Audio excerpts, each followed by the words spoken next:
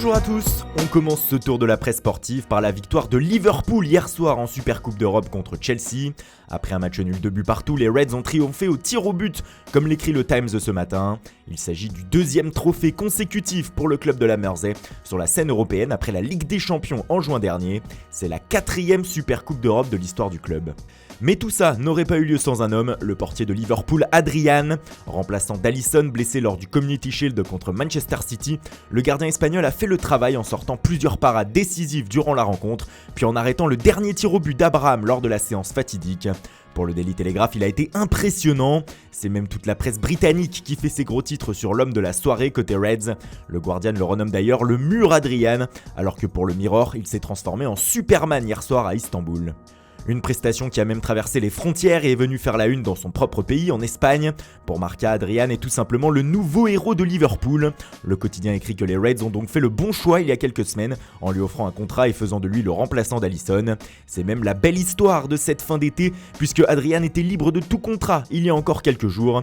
D'où la une de As, du chômage à la gloire pour l'Espagnol. En effet, le gardien de 32 ans était sans contrat après la fin de son aventure à West Ham au 30 juin. Il a profité du départ de Simon Mignolet pour endosser le rôle de numéro 2 chez les champions d'Europe et ainsi leur offrir un nouveau trophée hier soir. On reste en Espagne puisque c'est là-bas que se joue votre saga de l'été. En Catalogne, c'est Neymar et encore Neymar. Mundo Deportivo ce matin lance un appel aux Brésiliens. Pour le média, c'est désormais au numéro 10 parisien de jouer s'il veut vraiment rejoindre le FC Barcelone. Les dirigeants blaugrana sont venus à Paris pour discuter avec les champions de France, preuve de leur envie de le faire revenir, écrit le média. Le Ney doit donc désormais déclarer publiquement qu'il veut revenir. Mais pour Sport, ce n'est même pas la peine, le Brésilien étant plus optimiste que jamais sur son retour en Catalogne. Lui et son entourage se montrent très confiant. Et puis nouvelle preuve s'il en fallait une que Neymar est désormais plus que jamais sur le départ. Le PSG refuse qu'il s'entraîne avec ses coéquipiers jusqu'à ce qu'il quitte la capitale. Et ce départ pourrait se faire à cause ou grâce à une nouvelle raison.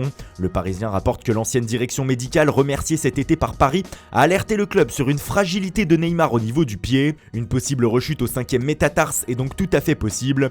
L'entourage du Brésilien voudrait donc qu'il rejoigne au plus vite la Liga où les défenses sont moins rugueuses et physiques que la Ligue 1 afin que le crack ne se blesse plus à cet endroit. Le championnat de France devrait donc bientôt dire au revoir à Neymar. Il l'a déjà dit à Mario Balotelli le 30 juin dernier à la fin de son contrat avec l'Olympique de Marseille. Et l'Italien devrait rebondir en Serie A cette saison. En effet, comme l'écrit le Quotidiano Sportivo, Super Mario est tout proche de s'engager avec le promu Brescia. Il toucherait là-bas 1 million d'euros par saison et aurait comme principal objectif le fait d'être appelé pour l'Euro 2020 l'été prochain par le sélectionneur italien. Et on termine en Italie justement où le cas Mauro Icardi continue de faire les gros titres jour après jour. Ce matin, le Corriere dello Sport explique qu'actuellement l'Inter Milan, le Napoli et l'AS Roma font front commun contre la Juventus Turin pour ne pas qu'elle mette la main sur l'attaquant argentin. Le directeur sportif des Interistes Giuseppe Marotta veut le vendre soit aux Napolitains soit aux Romains, mais négocier avec les deux clubs une clause qui stipule qu'aucun des deux clubs ne pourra le vendre ensuite plus tard à la Juve. Pas sûr que cela plaise à Icardi qui veut rejoindre la vieille dame. En tout cas, comme le rapporte Tutto Sport, son prix est fixé pour cet été, c'est 80 millions d'euros. Alors qui va débourser une telle somme dans la dernière ligne droite du mercato ? Voilà, c'est tout pour ce matin. Merci pour votre fidélité, bonne journée à tous et rendez-vous dès ce soir pour un nouveau journal du mercato.